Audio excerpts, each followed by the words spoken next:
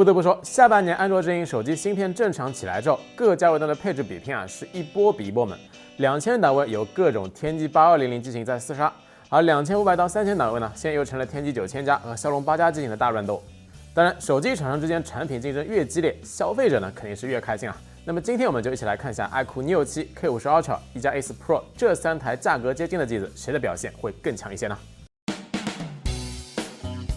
？K50 Ultra 和1加 Ace Pro 我们之前已经做过详细的测试了，所以说本期视频的侧重点会放在iQOO Neo 7这台新机上。外观上来说 ，Neo 7没啥惊喜，基本就是之前 Neo 6系列的套娃。对比我们手上这台 Neo 6 SE， 相机模组的胶片云阶设计进行了微调，凑数微距移到了下面，主摄和超广角套了一个圆形的镀膜装饰，但是整个手机的塑料中框部分、按键布局、底部开孔的位置基本还是一个样。因为屏幕从三星 E4 硬屏变成了 E5 柔性 OLED 的屏幕，边框和下巴宽度收窄了不少。这块屏幕的整体素质可以参考之前的 X80，6个区块平均分值亮度呢是990尼特，默认白底色温呢是7238K。不过默认模式呢，屏幕色彩偏鲜艳，平均 Delta E 呢是4.2，表现一般。切换到标准模式之后，平均 Delta E 呢是1.0，表现 OK。总的来说，屏幕素质在这个价位来说没啥毛病，同时也有正经的类 DC 调光。相对于 K50 Ultra 来说，因为 PPI 的差异，文字显示的精细度要稍差些。质感方面来说 ，Neo 7依然是不咋地，塑料中框是一方面，另外呢就是屏幕周围依然有一圈厚厚的大塑料支架。横向对比同价位两台机子，1加 Ace Pro 的质感依然要更好，没有大塑料支架，玻璃后盖也做出了类似于陶瓷的光泽质感。Neo 7整体上呢会略好于 K50 Ultra。反正一轮测试下来，今年2000到3000档的机子，各家呢似乎都不太重视机身质感。遥想当年的千元机都是清一色的金属一体化机身，2000档位更是清一色的金属中框。现在很多机型连3000档位都开始普及塑料中框了，可以说是没有对比就没有伤害。当然，在核心 SoC 外围规格堆料上，这台机子呢还是挺全面的。那么这一次 Neo 7对于天玑9000加的性能优化表现到底怎么样呢？处理器的日常调度上 ，Neo 7可以说是和 X80 一模一样。日常程序打开加载的时候，中核大核最高频率呢是 2.85 GHz 加 3.05 GHz， 应用内也可以达到这个频率。虽然说天玑9000加的 X2 大核理论频率是 3.2 GHz， 要比天玑9000更高，但实际意义并不大，因为会伴随着功耗的进一步增加。用 JBenchmark 测试，单核呢是1055，多核呢是3741。日常性能释放调度策略确实要比其他天玑9000机型要做得更好。应用内呢也不会大幅限制处理器的频率，日常性能调度这块优化的还不错。当然，蓝厂默认的智能刷新率依然非常智障，30款常用 App 有19款是锁60赫兹的，而且这个锁60赫兹的策略也非常迷惑。比如说，同样是外卖软件，美团不锁，饿了么锁；同样是旅行酒店类软件，携程锁，飞猪不锁。一花120赫兹，一花60赫兹，高刷割裂感是比较严重的。不过好在呢，系统中给到了一个应用高刷自定义开关，动动手指就可以手动变成全局120赫兹高刷了。游戏方面，王者荣耀极致画质90帧模式 ，Neo 7的帧率基本是贴着90帧运行，非常稳。不过游戏的整机功耗也要比另外2台8加机型的略高一丢丢，3.6瓦，发热倒是不高，最高呢只有39.6度左右。原本大米以为 Neo 7主打游戏体验，原神的表现会有惊喜，但实际一测拉了。虚拟地图20分钟跑图测试，平均帧率呢是47帧左右。游戏前半段帧率在35帧和55帧之间来回上窜下跳，后半段呢基本是在35帧到40帧之间来回徘徊。关键游戏过程中屏幕呢还强制降到了130尼特，整机光呢是6.3瓦，机身最高温度呢是47度左右。CPU 的调度上，原神游戏中 Neo 7中核大核最高频率呢被限制在了1.8 GHz， 并且都是阶段性拉满频率，然后降频。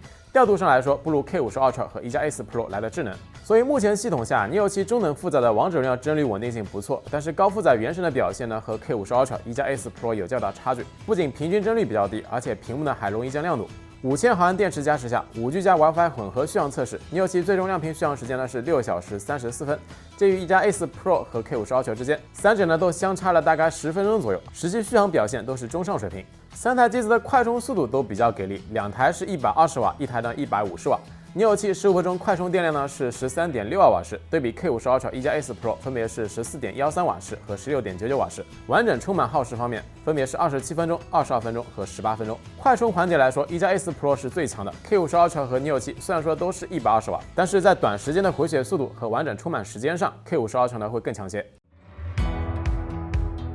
相机方面，我们直接来说结论：Neo 7好于1加 A4 Pro， 好于 K50 Ultra。当然，这次 Neo 7和 A4 Pro 的主摄差距并不是很大，两者对于 IMX766V 和 IMX766 的打磨效果呢，在2500到3000档位的机型都还算不错。Neo 7的主要优势呢，就是日常拍摄动态范围很强，大逆光场景或者说晚上的城市夜景，画面的动态范围表现明显要更好，灯箱高光物体的细节还原到位。算法层面上，毕竟有之前 X80 平台的经验打底。不过色彩方面，目前系统版本 Neo 7部分场景呢会出现偏红的情况，比如说这组铁树的样张。A4 Pro 的色彩呢更符合实际场景 ，K50 Ultra 画面泛白，Neo 7的树干部分呢则是偏红这组夜景样张呢也是类似情况，色彩上反而是1加 A4 Pro 呢会更稳些。不过同样是小底800万超广角，蓝厂的算法再一次发挥了优势，大多数场景下都要比1加 A4 Pro 和 K50 Ultra 的画质呢更好些。K50 Ultra 的主要问题呢就是有些场景表现还不错并没有因为传感器规格更低落后太多。但是发挥并不稳定这个场景还行，但是换个场景就可能拉了，算是红米拍照的老毛病了，没有做全方位的调优。